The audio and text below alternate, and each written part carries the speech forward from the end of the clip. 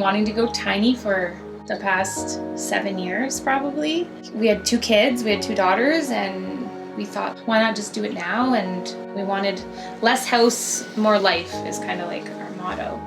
The reason I wanted to move was financially. It was really hard for me to raise a family, so I was paying rent to somebody else, and now at least I have my own place.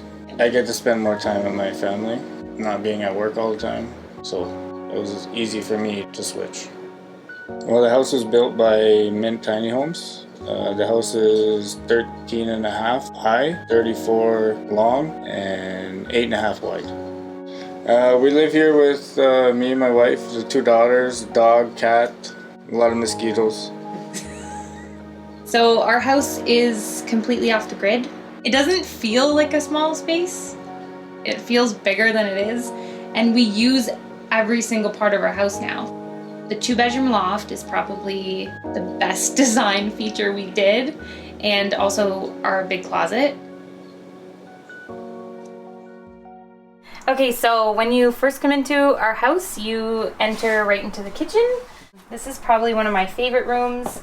We opted for a double sink just because I like to put my dishes here and have more space, and sometimes I bathe the baby in the sink too. We wanted a lot of windows, so we didn't put cabinets up on the wall. All of our cabinets are below, and we still have a lot of space for everything.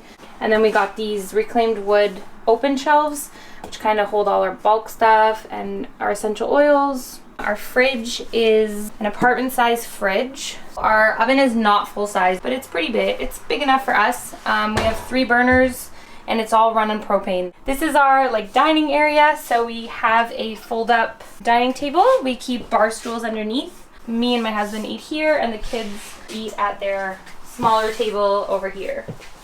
So this little table is where our kids eat and kind of do their schoolwork and their crafts. And we have a little calendar up here. And then our cart in our closet is kind of just what we wheel in and out. It has their daily activities. This is our living area. Right now we're using a futon mattress for our couch, and we keep the baby's mattress behind the couch in case we want to unfold it and sleep in the living room. My husband and I sometimes sleep down here and the kids sleep upstairs, or vice versa. We are not stuck to one specific bed. And this is our built-in ladder to get up to our storage loft. It's a sliding barn door, and then behind it is one of my favorite features, which is our closet. So we have a walk-in closet, and it's 3 feet by 8 feet long, and this stores all the kids' clothes, a dresser, all their craft stuff, all of our homeschooling stuff, and all of our clothes. This is our bathroom. We have a pocket door. We have a full-size sink with some cupboards underneath where we store all of our stuff. There's tons of room in here. I knew that we needed a bathtub, especially with 2 kids, so this bathtub is great. We have a rainfall shower head and a metal curtain rod that goes all around, so there's a big window behind there, and it just makes it feel really spacious. And then over here we have our Nature's Head composting toilet, which I love. It's super easy to use, and it's all self-contained. When you first come in, we have a little front hall closet where we keep our clothes, our shoes, and cleaning stuff, and all the kids' shoes are in that basket down there. So this is our staircase. We knew we wanted a staircase instead of a ladder because it made it safer for the kids to climb up and down, and also our dog and cat couldn't really climb a ladder. All of our stairs are storage, so we have a battery in this one. We keep our cat food and our dog food, and then we keep all of our linens and stuff tucked away in all these stairs. So these are all storage stairs except for this one. The upstairs is something we designed with Mint. They had done it once before, something like it, but nothing exactly like this. So when you go up the stairs, it breaks off into 2 rooms. The room on the left is the kids' playroom, and the room on the right is our bedroom where we fit a king-size bed.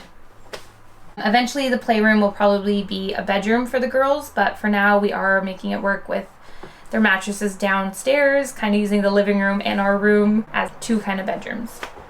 So our kids' playroom is awesome. They don't have a lot of toys. We're very minimal when it comes to our toys. We use only wooden toys or toys made from natural materials, so they don't have any plastic toys. We get our power from solar panels and a battery bank. So right now we have 4 315 watt solar panels and 4 batteries. We are going to be upgrading to 4 more solar panels for the winter. But yeah, it seems to be working pretty good for us so far. We do have a generator backup for cloudier days, or sometimes at night we have to run it. The generator maybe turns on an hour and a half a day, and that's about it. We have a 1,400 gallon tank. Somebody comes in and fills it up. We have a submersible pump inside, and when we need water, we just have to plug it to the generator. To make sure that the water doesn't freeze, I'm gonna build like a shed around it. I'm gonna insulate the shed. I'm gonna heat trace the tank, and I'm gonna put a little bubbler pump inside so it keeps the water moving. As long as the water is moving, it shouldn't freeze. We have a composting toilet.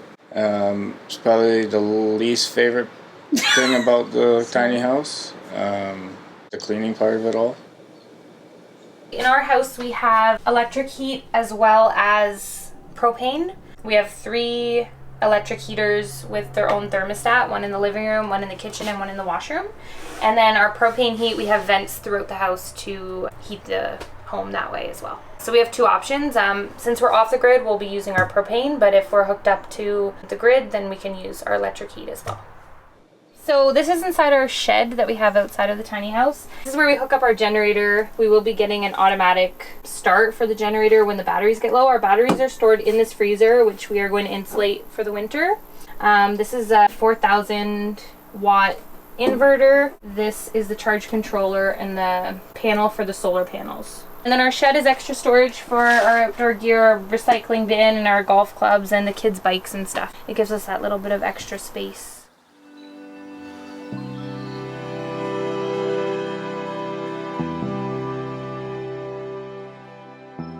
The question I always get, and like the one thing that people ask us, is how are you doing it with kids? Or like, you're crazy for doing it with kids.